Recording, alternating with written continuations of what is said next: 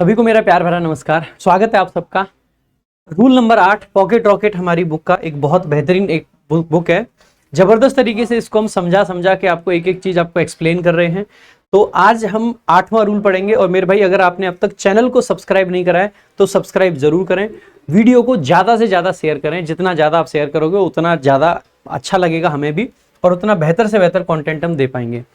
आज का जो हमारा रूल है वो कहता है कि ऑल हो, सम हो या एनी हो, या फिर ये मान लीजिए कोई भी फ्रैक्शन को दिखाने वाले शब्द हों। फ्रैक्शन को जैसे सम है, हाफ है, एनी है, ऑल है। इसके अलावा आपका कोई परसेंटेज आ जाए 50%, 20%, 30%, या आपका आ जाए 2/3, 1 या 1/3, 3/4, ऐसी चीजें आ जाएं।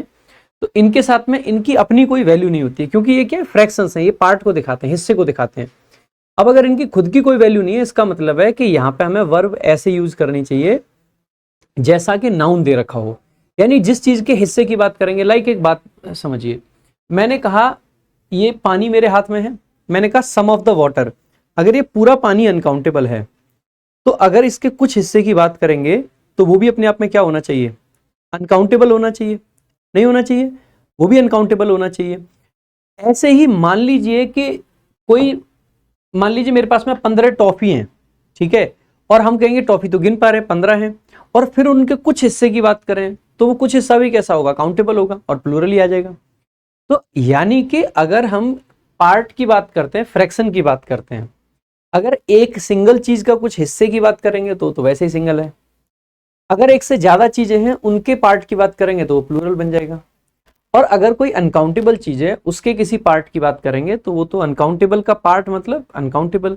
तो इसीलिए इन सब के साथ में हमें ध्यान रखना चाहिए कि इनके साथ जैसा नाउन वैसा आपका वर्ब आ जाता है, ठीक है। तो जैसे सम, ऑल, एनी के साथ अगर अनकाउंटेबल नाउन हो तो सिंगुलर वर्ब आता है, प्लूरल नाउन होता है तो प्लूरल वर्ब आ जाता है।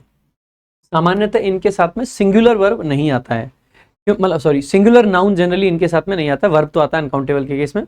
सिंगुलर नाउन इसीलिए नहीं आता है क्योंकि एक व्यक्ति है, उसका कुछ हिस्से की बात तो करेंगे नहीं जनरली, ठीक है। हालांकि कुछ आपके काउंटेबल नाउन ऐसे होते हैं जो कि पार्ट को बता सकते हैं। जैसे हमने डे की बात करी, डे का कुछ हिस्से की बात कर सकते हैं, तो वो आपका काउंट मतलब सिंगुलर होके भी पार्ट की बात कर सकता है। तो कुछ ऐसे भी होते हैं।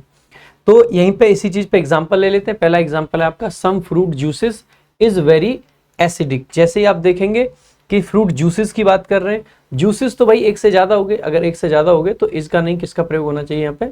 आर का प्रयोग होना चाहिए। जैसे all wood tend to shrink, all wood, wood यानी कि लकड़ी, लकड़ी तो अनकाउंटेबल नाउन है। अगर नाउन अनकाउंटेबल आ जाता है तो वर्ब कैसी आती है? सिंगुलर आती है। इसीलिए आपका यहाँ पे टेंड की जगह पे टेंड्स का यूज हम करेंगे, क्योंकि टेंड का मतलब होता है किसी चीज की टेंडेंसी होना, किसी चीज की तरफ आपका झुकाव होना।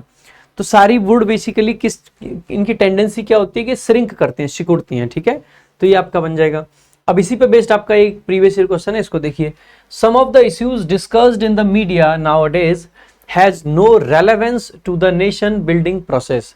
जैसे ही आप देखोगे सम ऑफ द इश्यूज, हम बात कर रहे हैं कुछ इश्यूज की। कौन से इश्यूज? जो कि डिस्कस किए जाते हैं। तो ये एडजेक्टिव है, V3 आपका एडजेक्टिव का काम कर रहा है, यहाँ पे पार्टिसिपल है।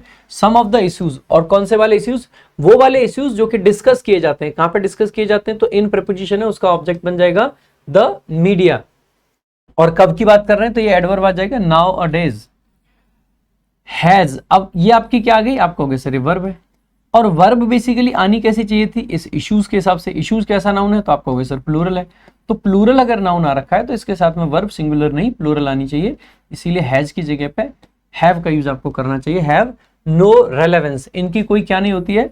रेलेवेंस नहीं होती है। किस चीज में रेलेवेंस नहीं होती है? टू द नेशन, नेशन के लिए रेलेवेंस नहीं होती है। रेलेवेंस टू समथिंग, रेलेवेंस का मतलब होता है किसी चीज का बेसिकली वैल्यू, कीमत, ठीक है। और nation building process, nation building process में इनकी कोई रेलेवेंस नहीं है, ठीक है। आगे देखेंगे, अगला आपका क्वेश्चन है, all teachers teaches us well. जैसे ही आपने देखा ऑल आवर टीचर्स, तो ये तो भाई प्लूरल है। अगर प्लूरल है तो यहाँ पे वर्ब भी आपकी प्लूरल आनी चाहिए। टीचेस नहीं होगा, टीच होगा। रूल नंबर पहले में ही मैंने बताया था कि वर्ब की फर्स्ट फॉर्म में एस या ईएस लगता है तो वो सिंगुलर होती है, और अगर V1 रहती है तो वो आपका प्लूरल का काम करती है। अब मैं आपको एक क्वेश्चन दे देता हूं जो कि आपको कमेंट बॉक्स में आंसर करना है। जैसे मैंने लिखा all the population,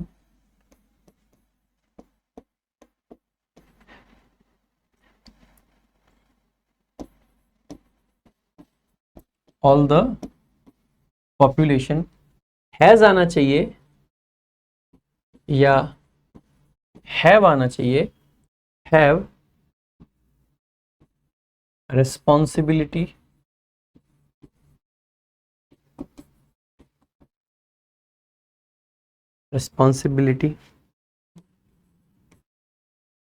towards the poor। है जाएगा या हैव आएगा, ये आपको करना है कमेंट बॉक्स में आंसर।